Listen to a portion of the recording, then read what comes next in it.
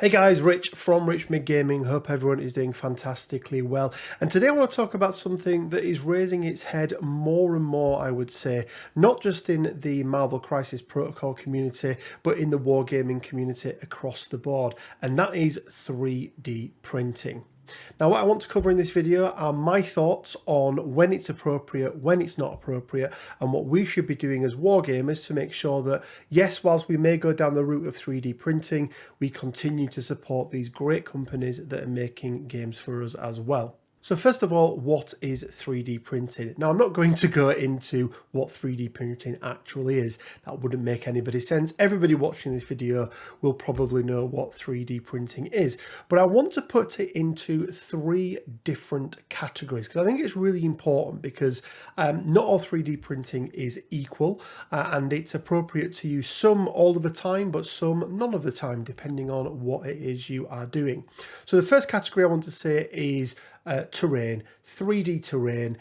So whether you're replicating the Sanctum Sanctorum, whether you're doing your New York City building, whether you're building yourself some dark terrain for your 40k, 3D printing is a great way to be able to do that far more cost effectively than going out and purchasing it from a store. Second of all then are alternative sculpts. So you've bought a character, let's use Marvel Crisis Protocol as an example. You've bought your Thanos and you're looking for an alternative sculpt. You've already bought the product, you've got all of the cards and everything else, but you'd like an alternative version of him.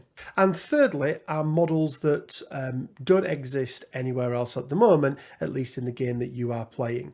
Now that could be 3D printed models for generic characters.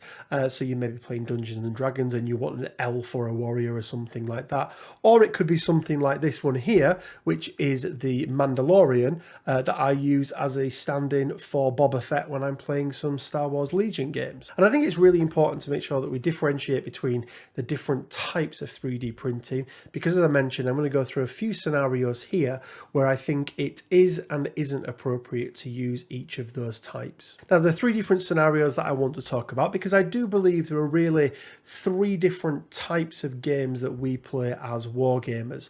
Now, first of all, we have the casual game. Now, this could be a casual game between friends at home. It could be at your local gaming store on a Friday night casual, but a non-competitive game.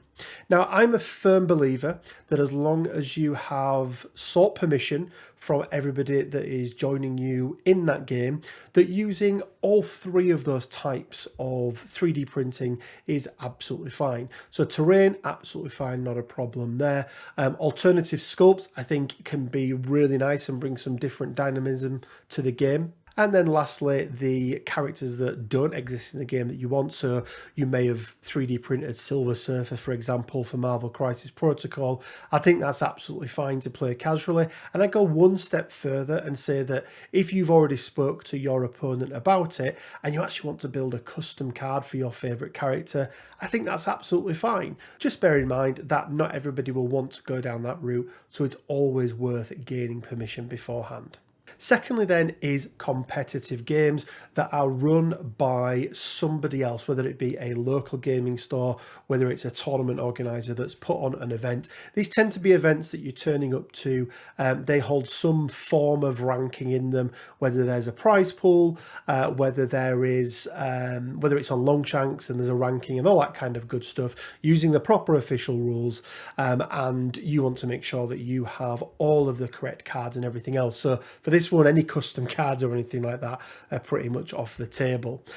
Terrain, as always, is going to be absolutely fine to use for these sort of scenarios. Now comes to alternative sculpt. And this one really is where it comes down to the tournament organizer themselves. Now, my recommendation both to tournament organizers and to players would always be to allow 3D sculpts and allow alternative sculpts. However, the character bringing that along needs to make sure they've got all of the original cards and that they've actually got the original character with them as well. And the reason I say that is, for me personally, it should always come down to the opponent that you're playing. If you've got an alternative Spider-Gwen, for example, and you're going into a tournament and the TO said, yep, you can bring your 3D sculpts, that's absolutely fine. Make sure you bring the right cards, make sure you bring the real sculpt already, so the one from Atomic Mass Games, and then before the game starts, ask your opponent, I've got this version of the character, is that okay with you? Because if not, it can be quite off-putting for your opponent. They're used to looking at cards and characters in a certain way, and if you have a different variation of them, it can throw them off their game slightly. So always ask beforehand and always make sure. Lastly then are big national events. Now we don't have them in Marvel Crisis Protocol at the moment, but other games such as 40k, Age of Sigmar, Star Wars Legion, all these other games have these big tournaments where hundreds of players turn up over usually a weekend, play quite a few games. For me personally, there is no room for 3D printing in that scenario whatsoever, with the exception of terrain pieces. Again, I think terrain pieces are the one that are more than acceptable completely throughout.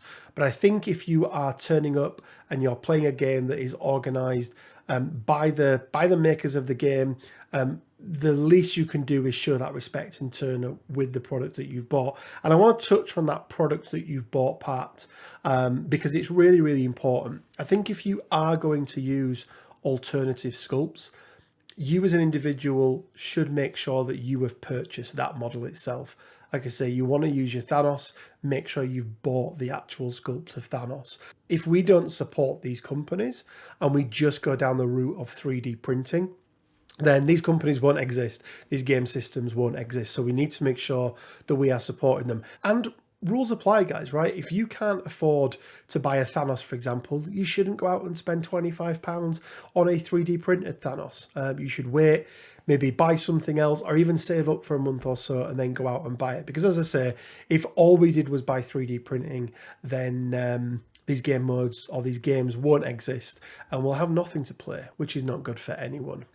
Now, there are always going to be exceptions to the rules that I've outlined there, guys. You know, if you want to print out some alternative head sculpts for your Space Marines, for example, you want to print out some alternative foot pieces, you're doing a conversion on a model that you've already got, but the bulk of the model still remains the one that's been provided by the manufacturer.